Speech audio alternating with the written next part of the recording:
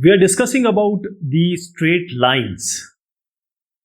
The straight line can be written in various forms. That is, the equations can be different depending upon the situation. The first is the slope-intercept form. Slope-intercept form. So here the equation of a line with slope m and making an intercept c on y-axis is y equals mx plus c. So if we have a line like this, assume that c is the y-intercept and say m is the slope. Then in the slope-intercept form, the line equation will be y equals mx plus c. M will be tan theta, that is the slope of the line, and c is the y-intercept. So at what point this cuts, or this line cuts the y-axis. So when we have, say, if it passes through the origin, then the y and x will be 0, so c will be equal to 0. So when it is passing through origin, y-intercept will be 0. Now when we talk about the equation of a line passing through the origin, that means if c is 0, it will be y equals mx, where m is the slope of the line. Now if a line is parallel to x-axis, then what will be there? M will be equal to 0. Therefore, the equation of a line parallel to x-axis is simply y equals c. When two lines are parallel, that simply means the angle between them or the slope is 0. That is, y will be equal to m will be 0, so 0x plus c, y equals c, and that has to be there. Then we have the second one, which is point slope form of a line. Point slope form of a line. Now here the equation of a line which passes through point x1, y1 and has the slope m is y minus y1 equals mx minus x1. So this line is passing through x1 and y1. And the slope of the line is also given or known to us. And slope is m, tan theta m. So the equation will be y minus y1 equals mx minus x1. So this is the equation of point slope form, and m we already know. If we have some x or some x1, y1 or x2, y2 point, we can always write it as y2 minus y1 or x2 minus x1. So m is already there. So if you take this y2 as y and x2 as x, so the equation will be like this only. We'll take NCERT question to know about this more. The perpendicular from the origin to a line meets it at point minus 2, 9. Find the equation of the line. So we have a line and there is a perpendicular from the origin joining that line. That is what? So this is a coordinate axis and here we have a line. Now this line equation you need to find out. And what is given? That there is a perpendicular from the origin which intersect this line at minus 2, 9. Now this is minus 2, 9 and this is 0, 0. So slope of this line can be found out. Let us say the slope is m1. The slope of this, say it is OP. It will be y2 minus y1 by x2 minus x1. We have to find out the line of the equation of other line. This perpendicular line we are not interested in. We are interested in this line which I am writing as m2. So let us find out the m or slope of the line which is perpendicular to the line which we sought. So it will be minus y2 minus y1 by x2 minus x1 minus 9 by 2. So whenever the two lines are perpendicular, we know the relationship. m1, m2 will be equal to 1. The slope of 1, slope of 2 multiply equals minus 1. So m1 is already known to us. m2 will be minus 1 by m1. So it will be minus 1 by minus 9 by 2. That will be 2 by 9. So the slope of the line is known. And it is passing through minus 2, 9. So we'll use the point slope form here. Y minus y1, that is y minus 9 equals m. M is what? 2 by 9. And this will be x minus x1. The x minus or minus 2, x plus 3 it will be. So the equation finally is going to be 2x minus 9y plus 85 equals 0. Or you can always write 2x minus 9y equals minus 85. So this is an example of point slope form of a line. So a line passing through some point and slope is also known, then we can easily find it out. Now the other form is two-point form of a line. Now here the equation of a line passing through 2 points x1, y1 and x2, y2. So we have one point known, which is x1, y1.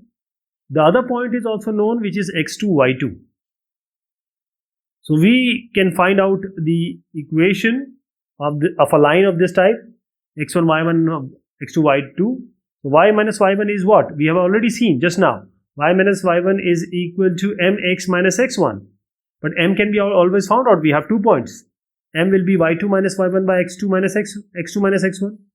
Now put this value here. Y minus y1 equals y2 minus y1 by x2 minus x1 into x minus x1. So this is your equation. When we have the equation of a line which is passing through 2 points x1, y1 and x2, y2. So you don't have to find out the slope because you can use directly this formula. This is a 2-point form of a line. Next one is the fourth one actually.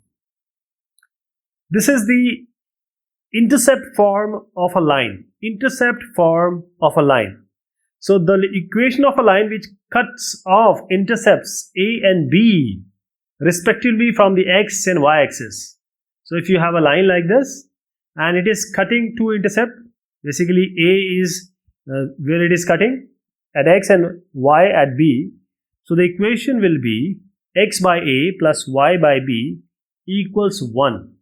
So what we are going to do here, so we just take a point x, y. I'm just giving an idea. Then we draw to perpendicular, and this area we equate, area of whole triangle OAB will be equal to area of OPA plus area of triangle OPB.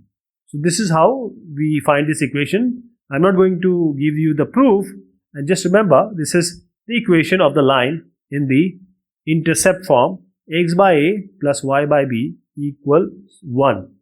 I'll take an example, and the example of this form is, we have to find the equation of a line which cuts off an intercept of 4 on the positive direction of x-axis and an intercept 3 on the negative direction of y-axis. So we have A, that is x-axis, it is cutting as A as 4, and y is 0 minus 3. So this I'm not making it correct. Minus 3 should come below. Okay, this is the wrong thing which I'm doing, but I'm just trying to explain you.